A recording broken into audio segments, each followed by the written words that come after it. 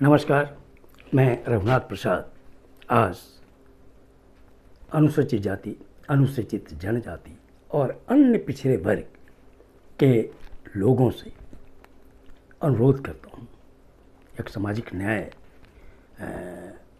से जुड़े हुए व्यक्ति होने के नाते, कि हमारी जो वर्तमान पीढ़ी है, इस पीढ़ी को अच्छी तरह से यह पता नहीं है कि उनके पूर्वजों के साथ कितना भेदभाव हुआ है समाज में। उनके पूर्वजों को न तो पढ़ने का अधिकार था, न उन्हें साथ बैठने का अधिकार था। इस मनुवादी व्यवस्था में जो सामंतवादी व्यवस्था थी, जमींदारी व्यवस्था थी, इनके पूर्वजों के साथ कितने अपमान हुए हैं उनको पता नहीं। उन्हें यह भी नहीं पता है कि जो हमारे सामाजिक न्याय के जो पुरोधा रहे हैं, जो महान व्यक्ति रहे हैं, जिन्होंने समाज को जगाने का काम किया, जिन्होंने शिक्षा का महत्व बतलाया, जिन्होंने बराबरी का महत्व बतलाया, जिन्होंने एक साथ बैठने का हक दिलाने के लिए लड़ाइयाँ लड़ी, हर तरह से सामाजिक स्तर पर भी और राजनीतिक स्तर पर भी, वैसे लोगों की जीवनी पढ़ना, उनसे जुड़ी बातों को पढ़ना बहुत ज़रूरी है। आज का समय चूँकि डिजिटल है, हमारी नई पीढ़ी चूँकि कंप्यूटर बेस्ड हो गई है, उनके लिए बहुत आसान है।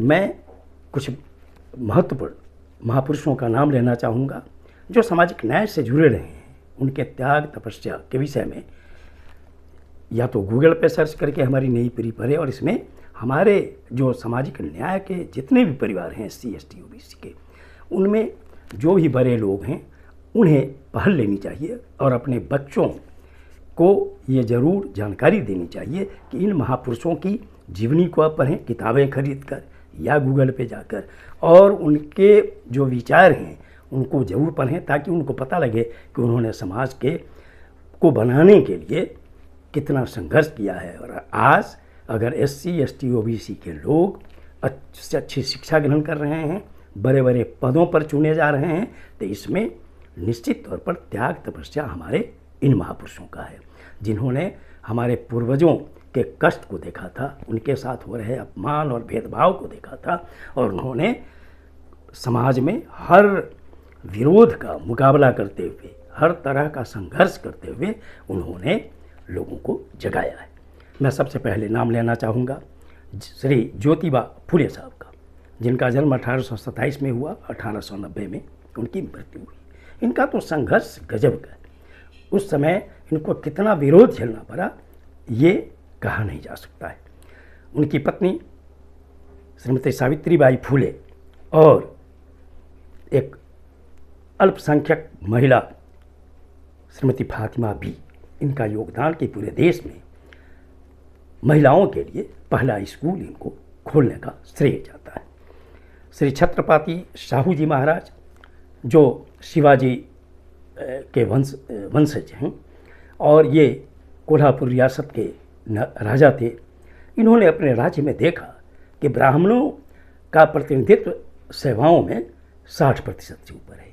उन्होंने देखा कि दलित और पिछड़े तो हैं ही नहीं।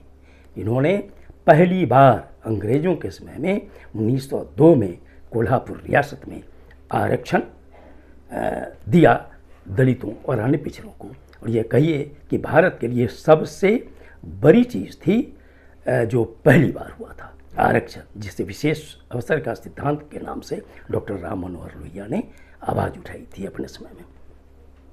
पेरियार रामास्वामी नायकर, इन्होंने तो पूरे दक्षिण भारत को जगाया।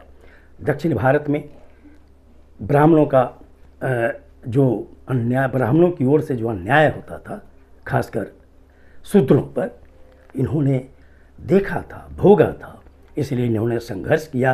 खासकर अभी का जो तमिलनाडु है, केरला है, इसमें तो इन्होंने बहुत ज़्यादा संघर्ष किया है। इस महानायक को अवश्य पढ़ना चाहिए, इनको अवश्य जानना चाहिए। डॉक्टर BR अम्बेडकर, जिनको बचपन से पढ़ाई से लेकर जीवन तक, पूरे जीवन पर्यंत इनको कहाँ कहाँ अपमान झेलना पड़ा, इनकी जीवनी से आप पढ़ सकते हैं। और इन्होंने कितनी पढ़ाई की, कितने किताब लिखे, और जब संविधान बनने का सवाल आया तो संविधान सभा ने ऐसे व्यक्ति को ड्राफ्ट कमेटी का चेयरमैन बनाया। और आज के संविधान में यदि दलितों, आदिवासियों, पिछड़ों के लिए विशेष अवसर की व्यवस्था का सवाल है, इसमें अहम भूमिका डॉक्टर बी आर अम्बेडकर साहब की है। डॉक्टर राम मनोहर लोहिया प्रखर समाजवादी नेता, दार्शनिक, ये पूरे विश्व में प्रसिद्ध रहे समाजवाद के प्रोधा के रूप में, समाजवादी नेता के रूप में। और भारत में उन्होंने विशेष अवसर का सिद्धांत पिछड़ों के लिए दिया। और इनकी जो पिछड़े की परिभाषा थी उसमें दलित, आदिवासी, पिछड़े, अल्पसंख्यक और सभी वर्गों की महिलाएं आती थीं। जननायक कर्पूरी ठाकुर, जिन्होंने देश की आज़ादी के बाद पहली बार देश में, चूँकि तमिलनाडु में 1929 में आरक्षण आ गया था, लेकिन इन्होंने 1978 में बिहार में पिछड़ों, अति पिछड़ों के लिए जो आरक्षण की व्यवस्था की, जिसके कारण इनकी सरकार भी गिरी, चूँकि मनुवादियों ने इनका विरोध किया, लेकिन ये डिगे नहीं। और कर्पूरी ठाकुर जी ने जो ये साहस का काम किया, उसके कारण देश की जो तत्कालीन केंद्र सरकार थी उनको ही मंडल आयोग बैठाना पड़ा केंद्र सरकार की नौकरियों के लिए। और बाद में चलकर 1993 में 27% आरक्षण पिछड़ों को पूरे देश के सरकारी नौकरियों में, सेंट्रल गवर्नमेंट में मिला। और पूरे देश में कर्पूरी ठाकुर जी ने एक संदेश दिया, जिसके कारण हर राज्य में पिछड़ा वर्ग आयोग बने और वहाँ पे फिर आयोग की अनुशंसा के आधार पर पिछड़े वर्गों के आरक्षण की व्यवस्था हुई। श्री जगदेव प्रसाद, ये तो शहीद हुए हैं गरीबों के लिए, अनुसूचित जाति, अनुसूचित जनजाति, अत्यंत पिछड़े वर्ग और पिछड़े वर्ग के लोगों के लिए। इन्हें एक आंदोलन के दौरान थाने पर गोली मार दी गई थी। इन्होंने कहा कि जिसकी आबादी 10% है उसका शासन 90% पर नहीं हो सकता है। मान्यवर कांसीराम, इन्होंने वामसेफ संगठन बनाकर और उसके बाद जो उन्होंने जगाया, फिर बहुजन समाज पार्टी का उन्होंने गठन किया। इन्होंने पूरे देश में अनुसूचित जाति, अनुसूचित जनजाति, पिछड़ों और अल्पसंख्यकों को एकताबद्ध करने के लिए जीवन भर काम किया। इसके अतिरिक्त अन्य महापुरुष हैं श्री रामस्वरूप वर्मा, श्री शिवदयाल सिंह चौरसिया, चंद्रिका प्रसाद जिज्ञासु। ये लोग बहुत संघर्ष करने वाले लोग रहे हैं। और श्री राम लखन सिंह चंदापुरी ने पहली बार 1950 के आसपास ही अखिल भारतीय पिछड़ा वर्ग संगठन बनाया था, जिसने पूरे देश में पिछड़ों को जगाने का काम किया। मैं पुनः अनुरोध करता हूँ SC, ST, OBC के सभी परिवारों से कि अपने परिवार में जो भी बच्चे हैं, नई पीढ़ी है, उन्हें इन महापुरुषों की जीवनी, इन महापुरुषों के द्वारा लिखी गई किताब, इनके सिद्धांत को पढ़ने के लिए अवश्य प्रेरित करें। यह समाज के सामाजिक न्याय के हित में है, यह देश के हित में है। ये वीडियो आपको अच्छा लगा हो तो निश्चित तौर पर लाइक करें, शेयर करें।